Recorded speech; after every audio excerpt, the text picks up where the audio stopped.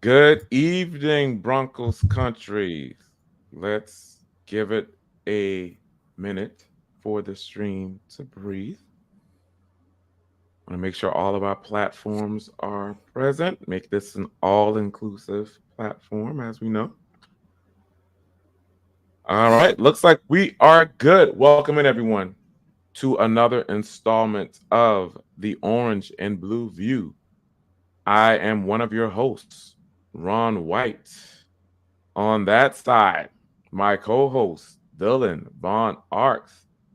Dylan, how are you doing today on this great Saturday? Doing pretty good. Glad to be back after missing a week. I did think I was gonna miss this show because I've had a little case of the flu, but I'm here. I feel a little weak, but other than that, I'm doing good. And that's great that you're feeling better, doing well. So we have a lot to talk about, guys, as it pertains to some news we got um, from the Denver Broncos as it relates to what's coming as it pertains to some upcoming restructures, perhaps some trades, some re-signings, and also we'll get to your thoughts, your comments, our thoughts and comments as well on the NFL Combine. But before we get into that, just want to say hey to a few people that have joined us so far in the chat. We have David McElrath coming in with a $2.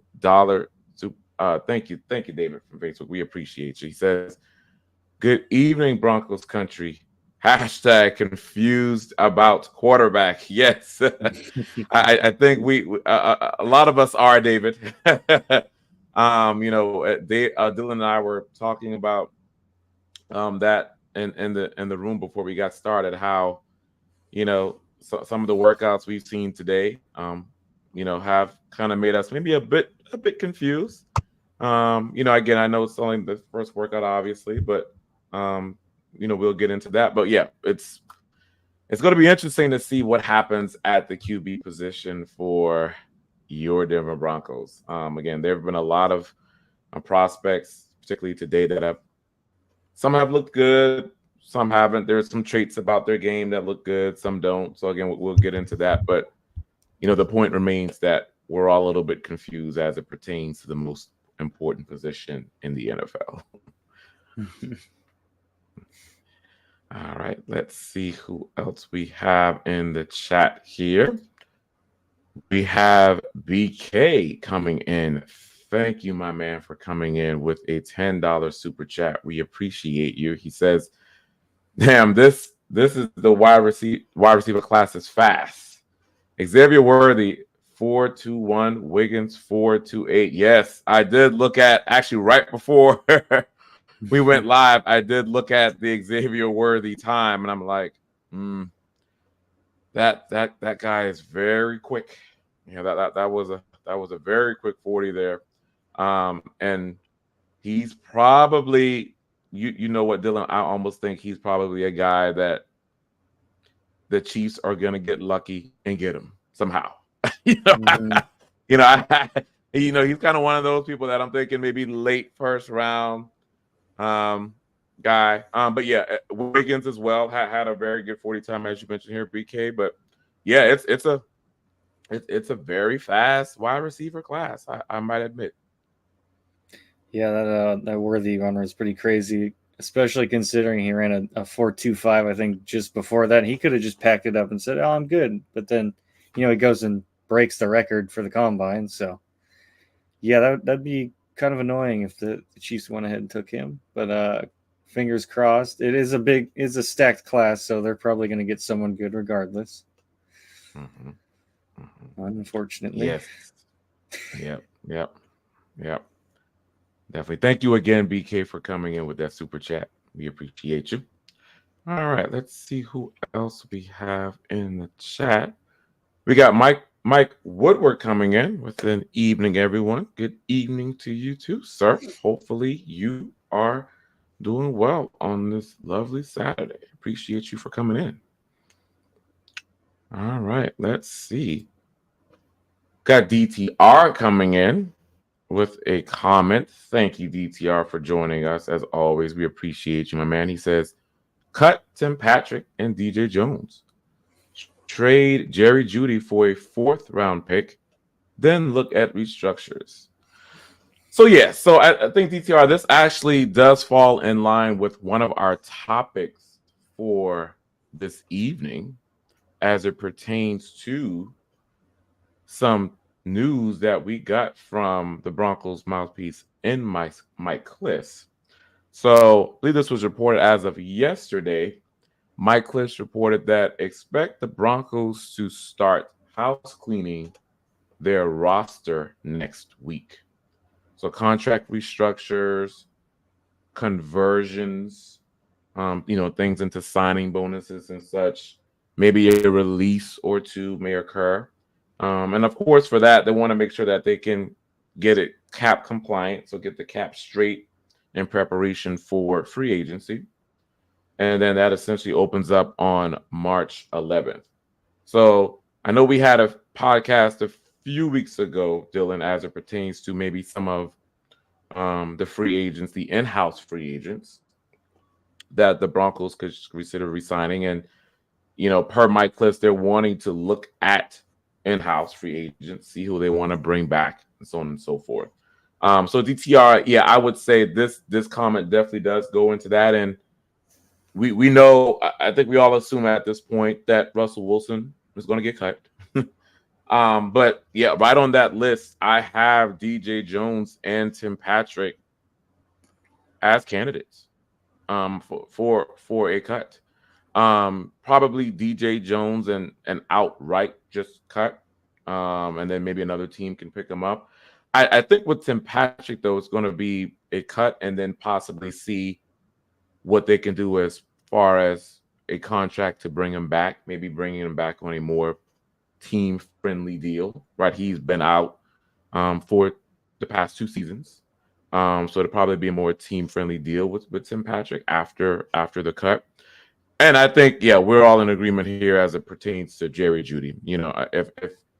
If the Broncos can get Jerry Jeudy, get like a third or fourth round pick from him, I think that'll be good. And I don't expect Jerry Jeudy to be on this roster come next year. And then from there, I think you could see some restructuring and some extensions as well. So with some extensions, probably maybe a Bulls extension, perhaps, and or a Justin Simmons extension as well. What do you think there, Dylan? Yeah, I think you hit it right on the head with DJ Jones. He's gone as far as I'm concerned. Like, yeah, we're already thin at the defensive line position, but he just didn't step up the way he was supposed to, like he did the year prior, where he had made a huge impact stuffing the run and even getting a couple sacks there. But if someone's not going to show up, I don't want to be paying them as much as we are. And then I also agree with Tim Patrick. There's no way you can bring him back on that deal. And I think it's a pretty safe bet that you could get him re-signed, because after 2 injuries, lower leg injuries, especially was it a week in a training camp both times? Yeah. I find it hard to believe that any other team would want to take a chance on him. So I think you could get him back pretty easily. And yeah, for Jeudy, I think high end, in the absolute high end, you could get a third. I don't see it happening. I think you may be looking at a 4th or 5th round, somewhere in there. And yeah, you spoke to Bulls getting extension. I think he might be a big trade candidate, and somewhere to look after today would be the Dallas Cowboys after releasing Tyron Smith, or not releasing Tyron Smith, yep. But they're not going to retain him. So that could be a spot. We'll have to wait and see on that. But if they want to get some return for Bulls, I could definitely see that happening there. Yeah, and that's a good point as it pertains to Bulls. I think out of the two, again, I think kind of before this, the candidates I have were Bulls and Simmons, possibly getting the extensions. But yeah, I would say Simmons probably more than likely would get the extension. And then yeah, you're right. Bowles would be that candidate possibly for a trade. But again, it will open up that roster need for left tackle. And it's still surprising that the last drafted tackle for the Denver Broncos was Garrett Bowles. That's a crime, So man. yeah, that's just you look at it, you're like, wow, Denver. Like out of all the drafting since 2017, you haven't even tried to acknowledge, at least drafting a tackle. I mean, obviously, I know they picked up Mike McGlinchey and such in free agency, but Mm-hmm. it, y- they need to look at drafting a tackle so they can get them developed. But yeah, I think yeah, if anybody, I would say the most likely candidate for an extension, I think out of the two would definitely be a Justin Simmons. Mm-hmm. But yeah, thank you DTR for coming in. That was a great comment there that you had. All right, let's see who else we have. Mike Woodward coming back in um, with a comment says Penix has an elite arm. Yes, he does. Dylan and I were also talking about this prior to going live, that the throws that this dude makes, I mean, they're just with touch, with accuracy, it's just such a nice deep ball that he has and he throws. Um, Now, again, it's good that looks like the medicals have checked out well for him. So that seems to be good, because I know there were concerns with, that as it pertains to his injury history. But yeah, I would say, just kind of watching his workout today, it was just so fun to watch that ball in the air, Dylan. Again, I think for the Broncos, though, I need to go back and look at some more Penix tape, Dylan, because again, the as I mentioned, guys, the arm talent is there. And it was funny, in his precedent when he had his meeting at the podium. Of course, Broncos were one of the teams that he met with. And he mentioned that they kind of grilled him on a lot of those bad plays that he made. Which again, that's par for the course. I think Broncos probably grilled everyone on their entire body of work.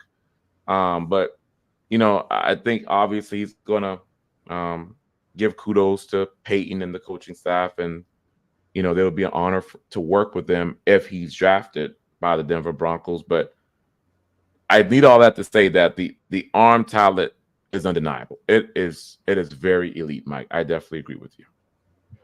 Yeah, he's got a nice tight spiral, and some of those he was firing off his back foot with Yeah. ease. So, yeah, he's definitely interesting. It's good to see that the medicals checked out. So, if Peyton likes his game and he thinks he could keep him upright, um, I wouldn't mind taking a shot at him in somewhere in round 2 if we get a draft pick there somehow by moving back or whatever, or Hmm. round 3. I wouldn't hate it at all. Yeah. Yes, for sure. Thanks, Mike, for coming in with that comment. We appreciate you.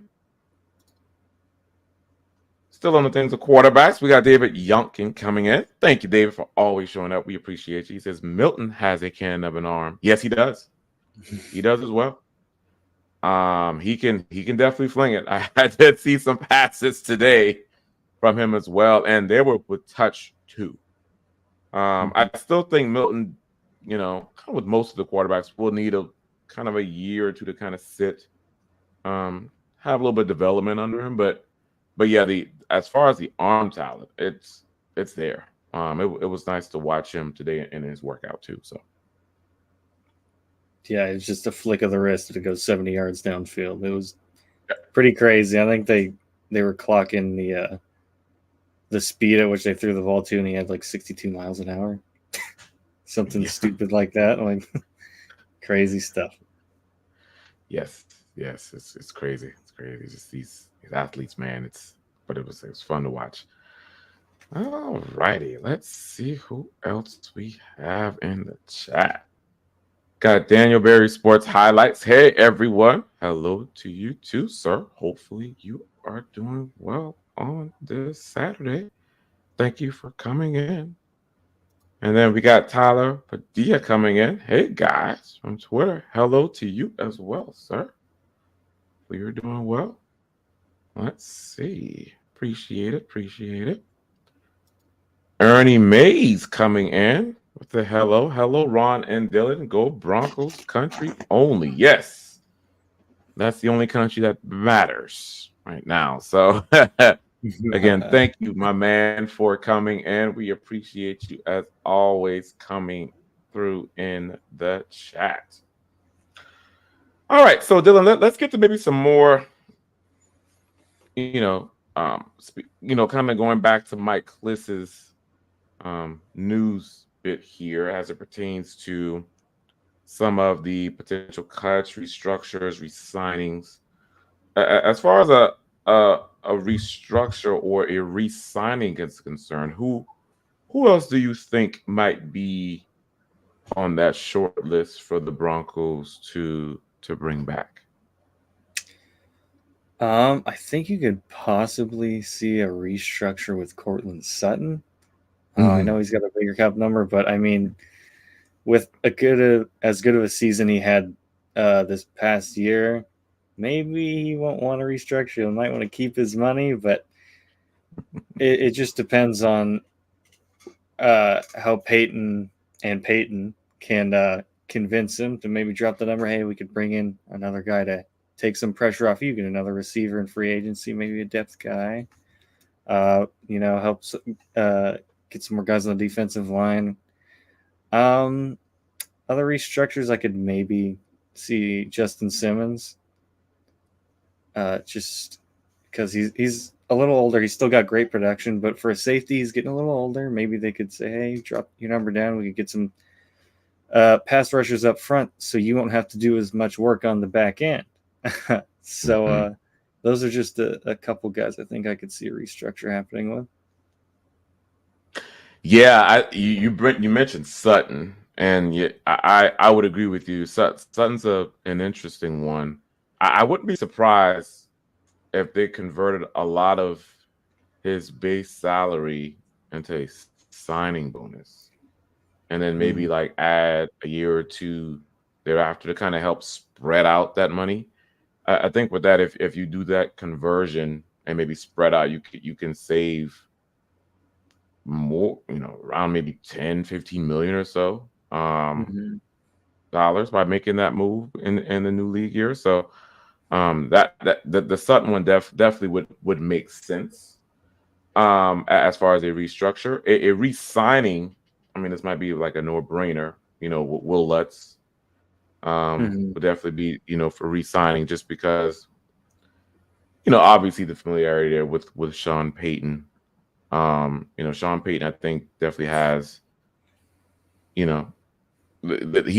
likes Lutz. And I think there's, with that familiarity, level of trust where he can count on Lutz to make those big time kicks. And, Lutz maybe struggled near to the beginning of the season, but after those few hiccups at the beginning of the season, he came into his own and was more than reliable.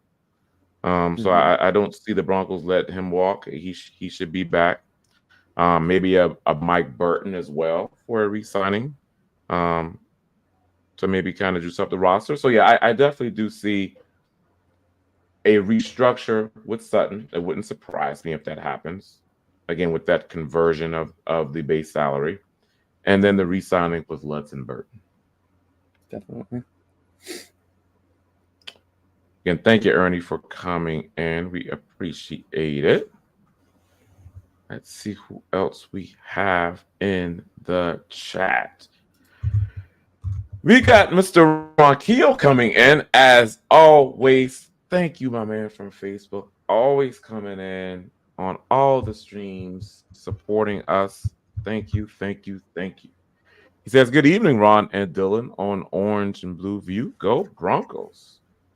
Again, dude, Thank you for coming in all the time. You know we appreciate you as always. Good to see you, Ron. All righty, let's see.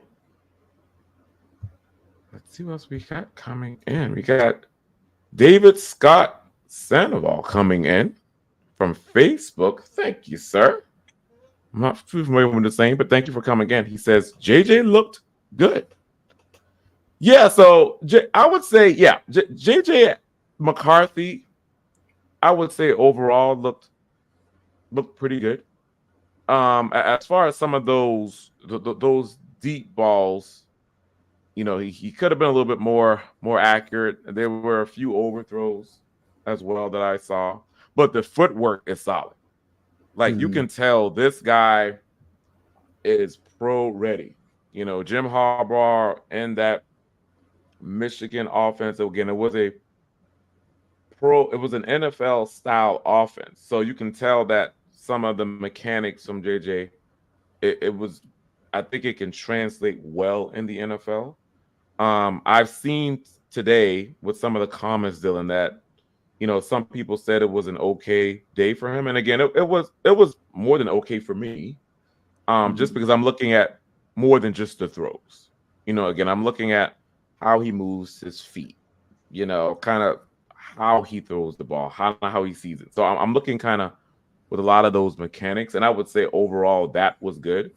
But yeah, I would say, David, I agree that overall he had a pretty good day.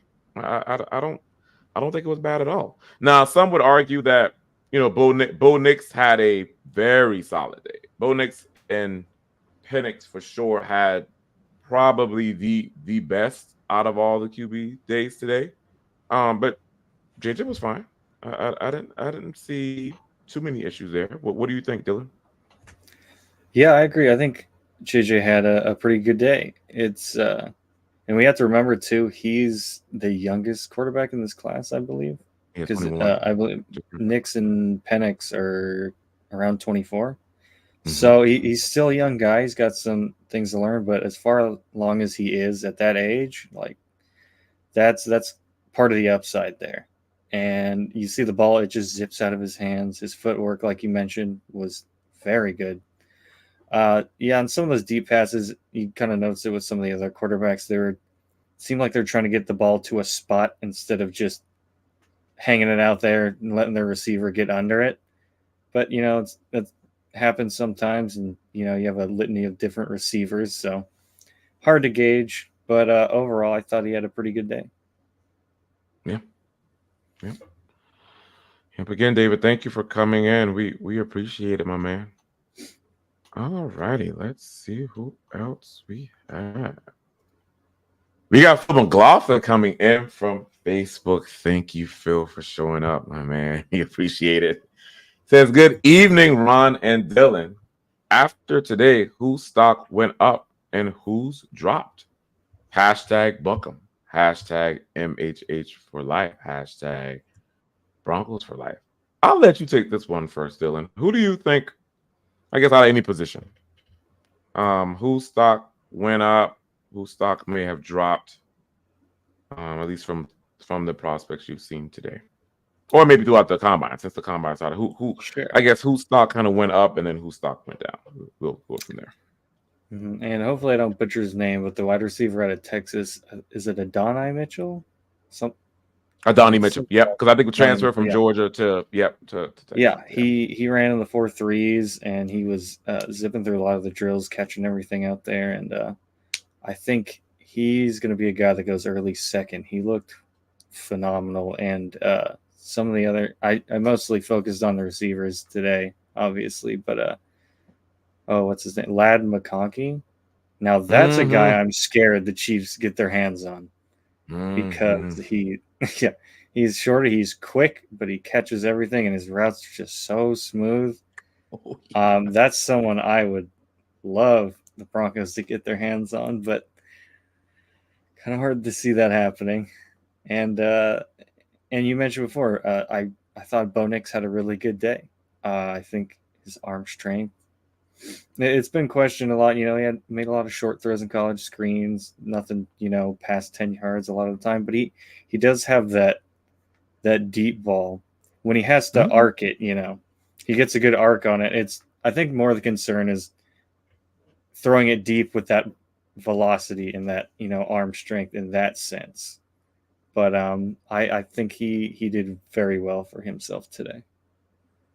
Yeah, yeah. You mentioned some good ones, but before I go, Lad McConkey, he's he's catching a lot of buzz. That's a guy that I'm hoping that the Broncos may try to look at a little bit later on as far as a wide receiver, because yeah, he's underrated. He's very quick. To your point. Again, watching a lot of that Georgia offense, he and Brock Bowers just made that Georgia offense go. I mean, outside the running game, we know what Georgia possesses from a running perspective. But when Carson Beck has to make a throw, those two for some reason always stay open. So I would say definitely Lad McConkey.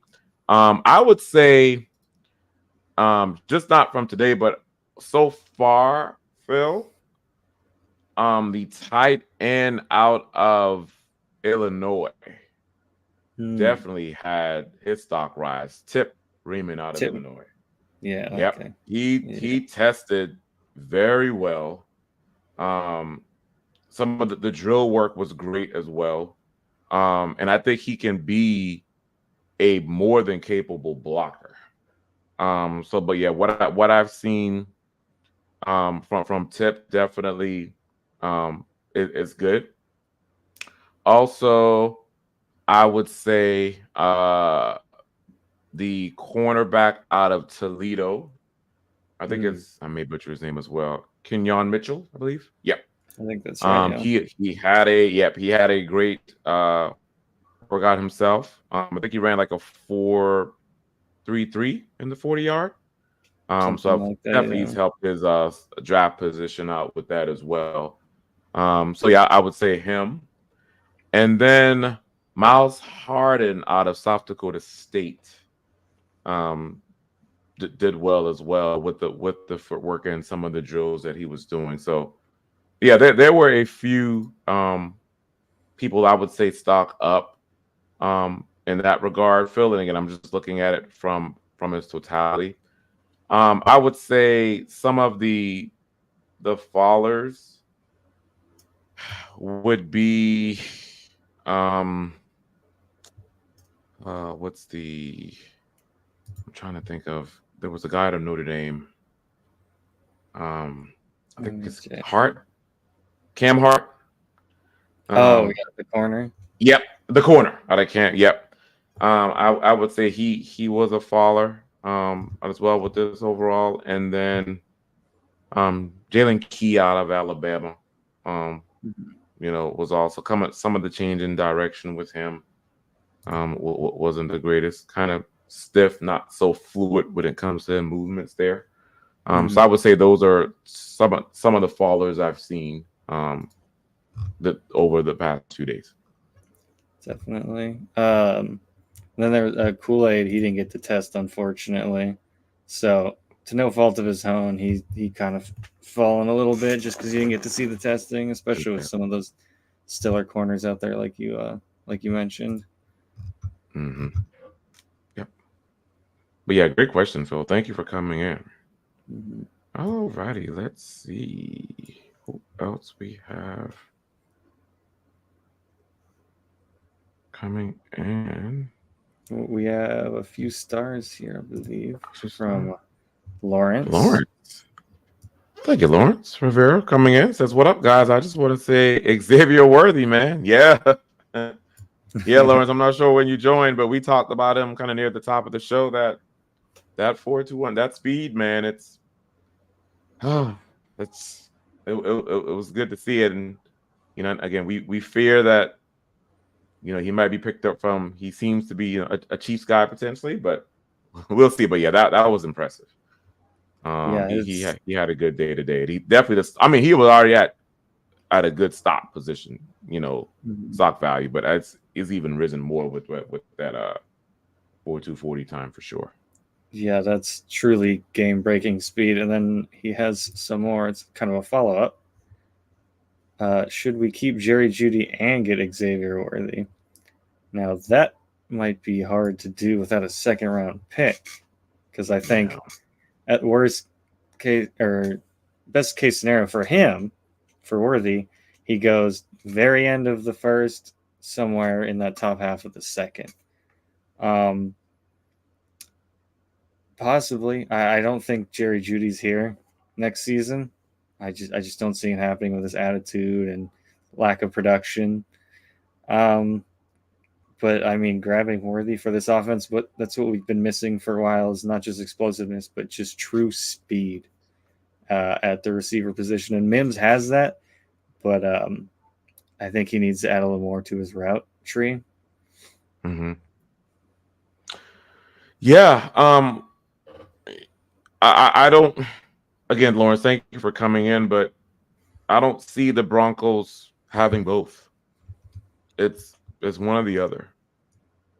And I think so. Here it kind of depends on obviously how the board falls and such. Again, if I'll give you this scenario, Lawrence, and for you, Dylan. Let's say the Broncos do trade back into that 24 to 27, 28 range. Then they can probably pick up an Xavier Worthy. Mm-hmm. And then maybe target quarterback later. And we would think by then Jerry Judy is traded or at least gone at that point. So that's a more feasible scenario. I just don't see with the pickup of an Xavier Worthy, Lawrence, with Mims on the roster and Cortland Sutton probably.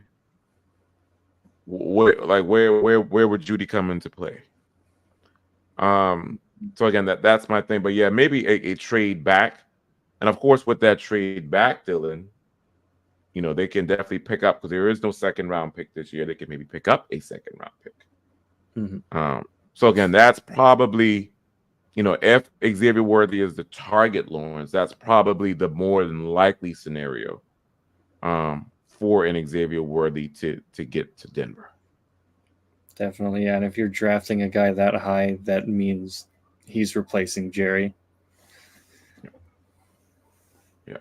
But yeah, interesting thought there, though. Thank you, Lawrence. We appreciate you coming in. Thank you. I think that's think. All right, let's see who else we got. We got Freddie Arbalo coming in with a $10 super chat. Thank you, sir. This is a new name for me, but again, thank you for coming in. He asked, why not keep Judy on a contract year where he has to play for his next contract and get a comp pick next year?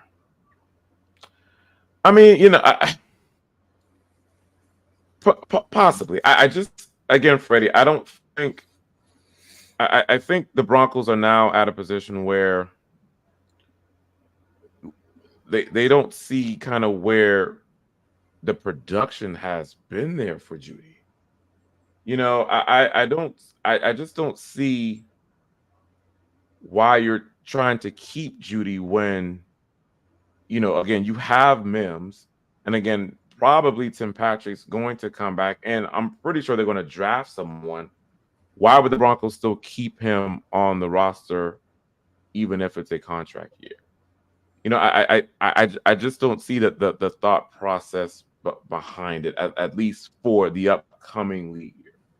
I think it's best, while granted the production has been down for Judy this past year and the year before. Don't get me wrong. Judy's kind of been up and down, as we know. But there's still some value there, for Judy. And why not try to get that fourth rounder for him to play? Again, that's kind of, again, I'm looking at it from maybe how the Broncos are trying to approach it, Freddie. I'm not saying what your question here is bad, because it's a very interesting thought. But I guess kind of strike while the iron's hot of, granted production somewhat down, but Judy's still young and he can still play football. Why not try to get something in return for that? But what do you think they're doing? Yeah, I don't really like the idea of keeping him in the sense that, like I mentioned before, he's been a pretty toxic guy for the locker room, and if you're Yeah. drafting his replacement, and because I think it's a matter of when, not if. If that happens, if you draft someone, maybe you bring in a guy from free agency, but more likely draft. Um, how's he going to take that? Especially depending on at what range you draft a guy.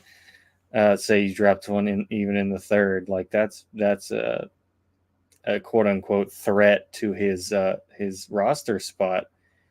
And if you keep him there, like I just feel like he's a negative influence to that whole room, and you're better off just shipping him off earlier rather than having him sit there with some young talent and be like, oh, we've been losers for this long, and it's Peyton's fault and it's whoever's fault for uh, that kind of stuff. So yeah, I just don't see him sticking around.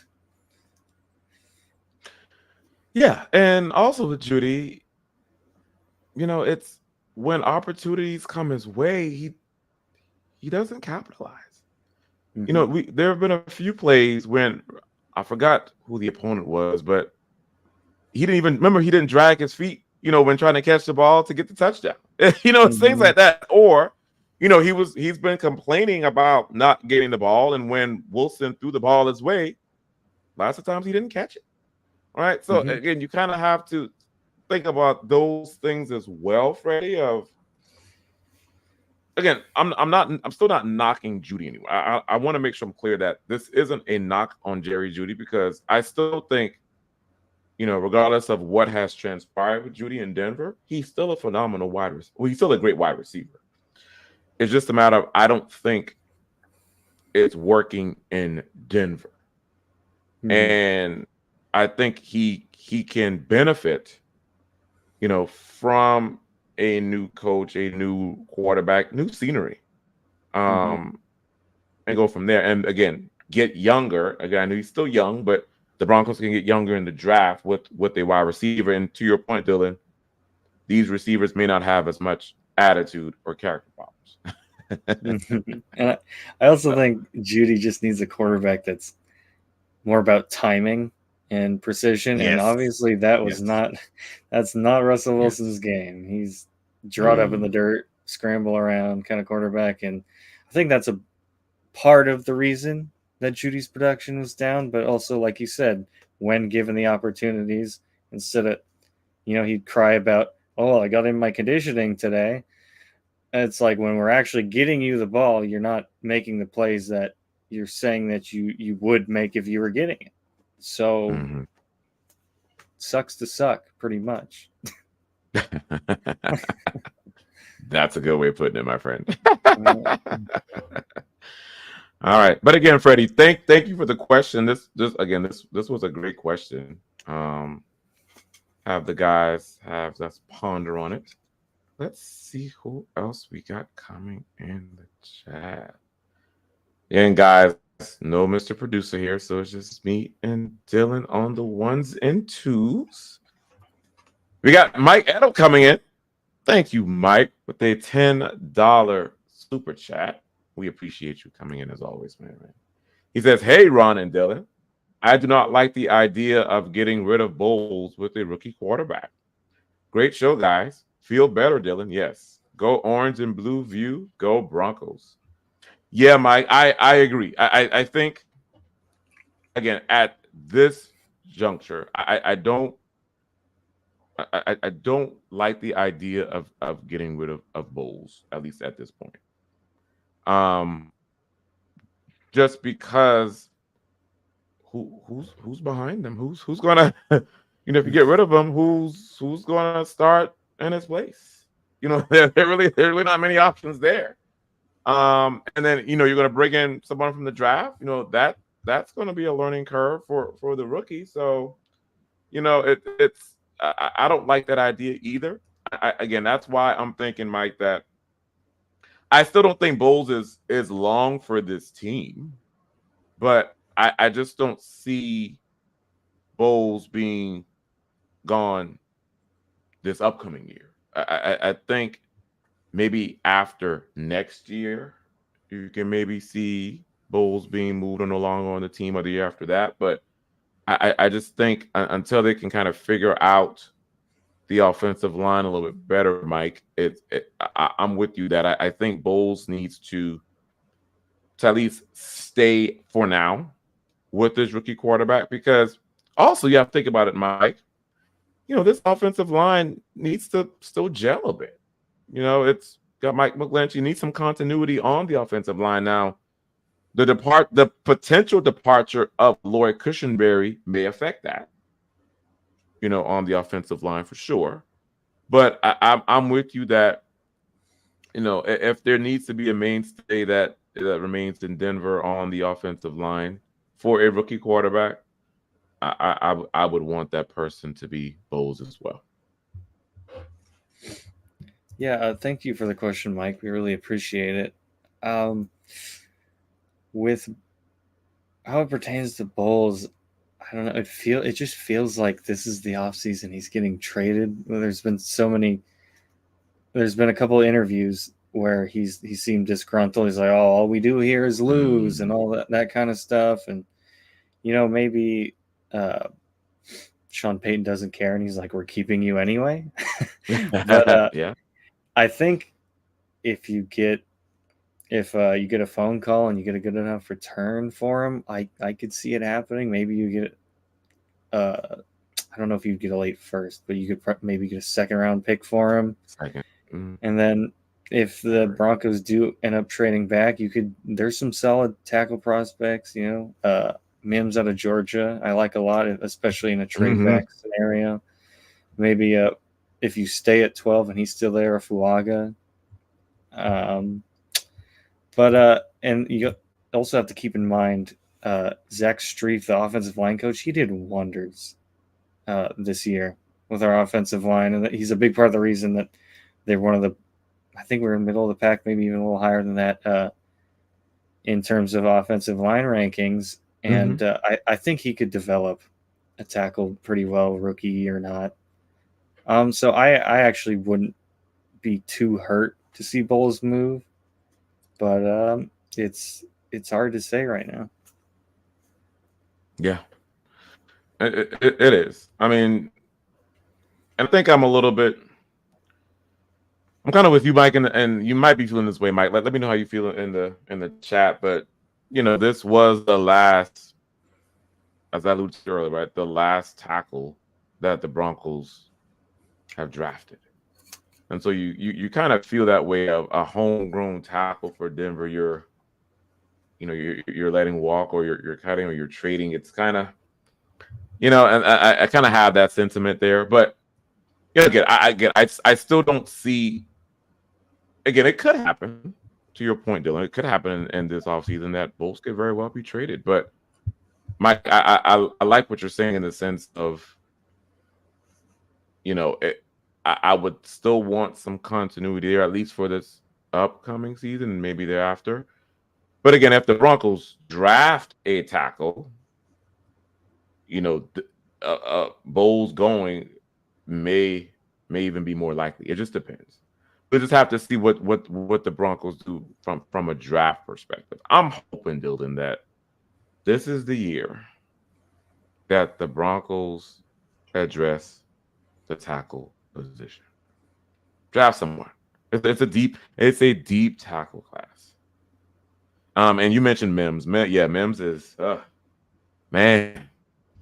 Love that guy. Yeah, he's good. He's good. I wouldn't be mad at that pick at all. I would not. Yeah. I would not be mad at that pick whatsoever. Dude is legit. Dude is legit. So. And if we know Sean Payton's history, he likes to draft O-line, whether it be guard or tackle. Even centers a lot in the first round. So he definitely invests in that area. Yeah, most definitely. All right, let's see who else we have. And again, Mike, thank you for coming in with the comment. We appreciate it. Mm-hmm. All right, let's just look at here. Let's see. Ooh, let's see. I have some more stars here from Phil. Oh, from Phil. Thank you, Phil. He Phil says, says, "Yeah, I think Judy has 14 or 15 million next year. If we trade him and pay him an incentive, can we get a higher pick for him?" Yeah, Phil, I'm actually not sure. I don't see. I'm gonna have to do a little more research, maybe how that might work. I don't see Judy maybe getting more than probably won't get more than I think the third is probably the highest, at least from a pick perspective. So the Broncos can potentially get a third for him, but I'll have to look at what happens if they pay them the incentive, and that could come in, and maybe with the comp pick as well potentially. But yeah, I would say the highest definitely for Judy if a trade were to go down would probably be a third round pick. And I guess you could also look at it as maybe the Broncos take a fourth or a fifth for him, and they get that cap relief of 14 to 15 million instead of paying him that, because we know even with the salary cap increase, the Broncos could use as much wiggle room as they could get. So yeah, maybe you could pay that salary, and maybe you could bump up to a third or so. But I think it's more likely you're offloading him to not only get him out of the room, get a draft pick, but to also free up some of that 14 to 15 million. Yep. Agreed. Thank you, Phil, for coming with that question. We appreciate it. All righty. Let's see who else we have. So I see some comments in here. Looks like there were a lot of people either watching Bo Nix or on YouTube highlights, or they looked at him earlier. There's a few Bo Nix fans. And again, yeah, guys, Bo Nix had a great day today. So let's see. We got refs coming in. Getting Braden Fisk and Spencer Rattler is on my wish list. Yeah, Spencer Rattler. So the more I'm watching Spencer Rattler, the more I'm liking the dude. Dylan, I really, and I know he's one of the quarterbacks the Broncos also met with. And I honestly, this is what I've been thinking, or this has been one of the scenarios I've kind of written up. Getting Brock Bowers in the first round, and then getting Spencer Rattler in the third. I'd like it. I think that would be a good haul, I think, for the Broncos. Again, depending. I don't know. I think with Spencer Rattler, because I do think his stock is already risen. And I think by draft time, it's going to rise more. But, I wouldn't be opposed to that at all. That the dude can make, every type of throw, awareness in the pocket. So yeah, FRF Spencer Rattler will be good, and the defensive lineman Fisk. Yeah, Fisk looked good as well. I did watch some of him, and from what I see, he looked. I need to look at kind of his combine results. I haven't really analyzed the results yet from him. But from what I saw, he looked good as well. But again, for a defensive lineman, it does hurt, Dylan, that that's high on the Broncos list, I would imagine, and not having that second round pick. That's where that comes into play. Not having that second round pick, because there's gonna be a run on defensive line. It's maybe late first and getting into that second. And the fact that the Broncos don't have that second round pick does hurt, with quarterback being the priority. So that's where that trade back potentially in the first round can come into play. You trade back into the 20s to pick up that second round pick, maybe you can target or get that Bo Nix with someone like a Braden Fisk or a defensive line in the second round, and maybe Spencer Rattler round 3 if he's there. That can be a potential scenario, FRFs. Um, but yeah, I think Braden Fisk definitely did his stock did rise for sure after his workout. Yeah, he looked very fast, very explosive for defensive lineman. Definitely wouldn't mind adding him to the Broncos group, but like you said, don't have that second round pick, and that really hurts. And then for Spencer Rattler, yeah, if you can get him in the third, that's pretty low risk. And if he doesn't work out for whatever reason in 1 year, you could turn around, draft another guy next year, not feel too bad about it. Yep.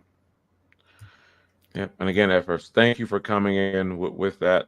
That's a great comment. Two very good prospects there. Oh, and I see it looks like we have some stars for Lawrence, but it's for another comment that I will look for here really quick. William James. Okay. Thank you, Lawrence. Thank you. I believe that's this one here. Oh, yes. Thank you for coming in, William James Baker. Evening, guys. New to your show from London. Thank you, sir, for coming in from London. Wow. We appreciate it. 1:49 a.m. Oh, man. Yeah, early in the morning there. We don't get a lot of news from Combine in the UK. So who are your top 5 picks that are must sign in the draft free agency?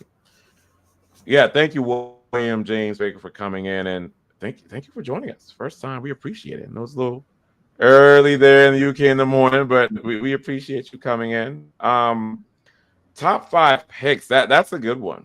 I would say I'm not going to give specific players here, William, and I might be assuming you were talking about like some of the positions, but I would say, looking at it from a position perspective, what the Broncos need to target, we know quarterback's number 1. Mm-hmm. Nothing else could go until the quarterback situation has been addressed.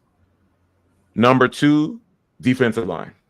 The defensive line, and particularly the depth, we know the depth on the defensive line is it's not good. So defensive line is a second position group that needs to be targeted. I would say third would be edge.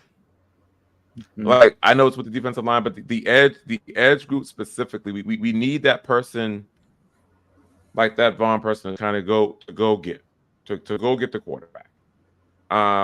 Fourth would be, and this is kind of where I'm struggling. Maybe, Fourth I would say probably maybe a corner or a safety, you'd think, right? Somewhere. I was going to go corner. Yeah. I was tossing between corner and wide receiver even. But I think I'm going to say corner first, just because we need another boundary. We have obviously PS2 is PS2. He's him. And then, McMillian came on strong, but he's more of a slot. Mm-hmm. And we know Damari Mathis was supposed to be that other guy, but he just fell flat on his face last year. So addressing the corner, I would say, is definitely another one. And then I would even say a sneaky need would be wide receiver. And to put in some honorable mentions, and this is for you, Dylan, as well, inside linebacker. Mm-hmm. The inside, and you've heard that they're moving Drew Sanders now to edge, to outside. And it's like, when will they learn? Like, keep, he's a natural inside linebacker. Yes. Keep him there. But then you did see, and I was looking at some of his tape, and you can see, because for the inside linebackers, they're very cerebral. They're very smart. They kind of have to know some of the lanes, the gaps, kind of know where the running backs, some of the people are, as they're going through with some of the lanes. And you can tell he looked lost up there a lot. And again, I understand that was his rookie year. I get it. But I think that might have attributed to the reason as to why they made the move, as opposed with Edge. With Edge, you can just say, go get the quarterback. Now, I think with Mm-hmm. Edge, he's probably going to need to bulk up a little bit more. Yeah. But yeah, I would say William, again, not addressing specific players, but those would be the positions that the Broncos should definitely prioritize in the draft and free agency. Yeah, I completely agree with all your picks there. And as much as I would love to harp on the Drew Sanders moving the edge, we're coming up on time. So, because I could go on rant on that for a little while because it actually pisses me off quite a bit. But, Vance Joseph and those hybrid players. Yeah, it's I agree with the rest of your picks there. I think that was solid. Yeah, wide receiver is a sneaky need for sure, and especially corner there because it's PS2 and nothing really else. Yeah. Yeah. Again, William, that's a great question. Thank you. And we maybe get into more specifics, into maybe some of the players. As we look at more tape, maybe more combine film, some of the pro days and such. Also go on the milehighhuddle.com. I think Eric Trickle has posted a few articles as it pertains to some of the players as well, and kind of how they've done at the combine so far. But yeah, that's a great question. Thank you for coming in again, my man. And I just wanted to give a shout out to Phil. He also it looks like he put the question here too, but he was also helping get William Yeah. his Thank you, question up guys. on the board. So thank you too so much. That's very nice of you guys. Very helpful and helpful. Thank you guys for coming in with that. We appreciate the support and help. All right.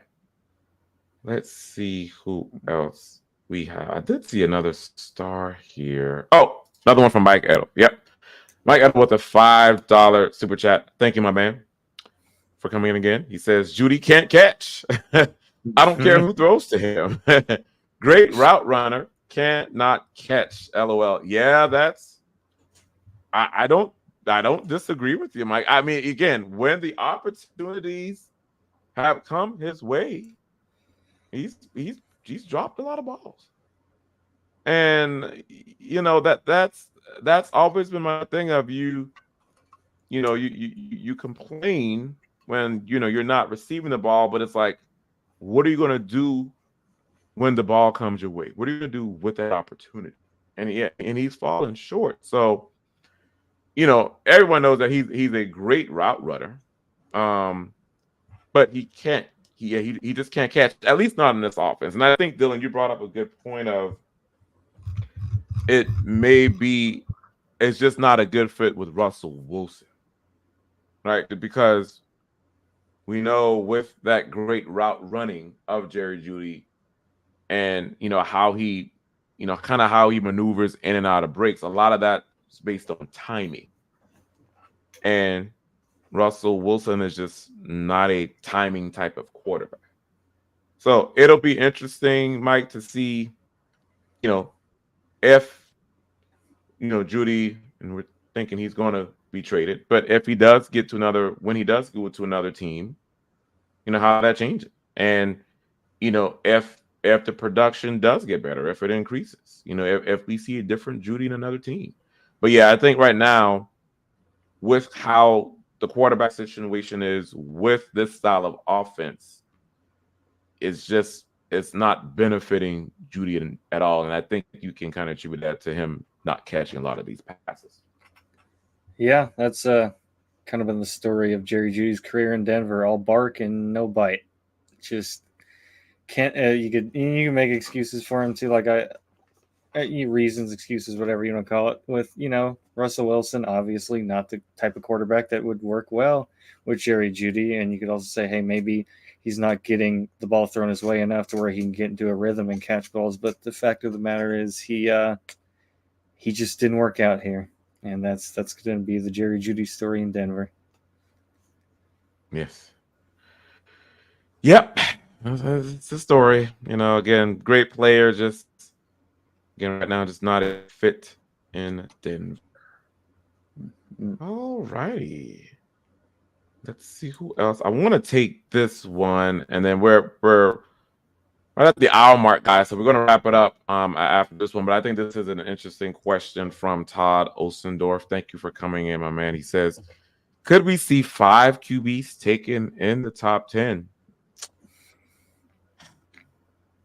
I mean, it really potentially you can. It really just does depend on, if they're trade backs from some of the other teams. I mean, you may, you know, who else is there between 6 and 10? I know the Titans are up there, the Uh, Giants, the Atlanta Falcons. Falcons. Yeah. So I know those may, depending on what happens with Atlanta, I know they've been speculated that they may get Justin Fields, in a trade from Chicago. So if that's the case, they may move back to another team pining for a quarterback. So you could see, with some trades and some maneuvers, Todd, 5 quarterbacks taken in the top 10. We all know Caleb Williams, Drake May, Jane Daniels. They're gonna go. Those are the first 3 to fall. Now, there's been touted that JJ McCarthy might be in that top 10 range as well. Because you could possibly see that happen. Um, and then again, maybe depending on how the rest of the combine and with some of these pro days happening, again, as the stock rises, you could see, maybe Abo Nix kind of squeeze out or round out that top 10, possibly. But yeah, it's definitely not out of the realm of the possible, Todd, that maybe 5. But I really think it's just going to be the top 3. Again, unless someone falls in love with the JJ, because I think JJ McCarthy is going to be the next one off the board, quarterback wise. It's probably going to be that top 3, those top 3 quarterbacks that are taken in the top 10. Yeah, I think you're more likely to see 5 quarterbacks taken in the first round. Top Yeah. 10, I don't know if I see that really, because that means you're fitting obviously the top 3 guys, JJ, and then we'll say Bo Nix somewhere going in the top 10, and you have to factor in, does Minnesota get Kirk Cousins back? Where does Russell Wilson go? Where does Justin Fields go? So yeah, kind of hard to say, but I just bet on 5 in the first round rather than in the top 10. Yep. All righty. So we are over the hour mark. Let's see here. I just want to make sure we got and we got Michael Ronquillo coming in as always, saying great show tonight, Ron and Dylan on Orange and Blue View. Thank you, my man, for coming in with that. We appreciate it. So I think that's it, guys. Again, thank you all for tuning in to another installment of the Orange and Blue View. Again, this was a great conversation. This time flies by, Dylan, like every Saturday. And now I love this time of year where the combine is on and we can start looking more in depth at these prospects and talking who might be a good fit for Denver. It's just such a fun conversation, and also makes for not a great conversation with us, but content on our site as well. So with that, guys, please check out content on milehighhuddle.com. The latest articles as it pertains to all your news, all the combine coverage as well. Make sure, if you don't do anything else, make sure you like, subscribe, and share across all the platforms. And also follow us on X. I'm at Ron White NFL. And then that guy there is at Dylan Von Arks, MHH. Again, thank you guys for coming in. Any parting words for our crew here, Dylan? Yeah, thanks for showing up tonight, guys. It was a really great conversation. Some really thought-provoking comments tonight and questions. And yeah, I'm gonna get some rest because I'm pretty dead right now. Yeah, take it easy. Yeah, please go ahead and get that rest, guys. And again, we will catch everyone next week. Thank you all again, and go Broncos. Go Broncos.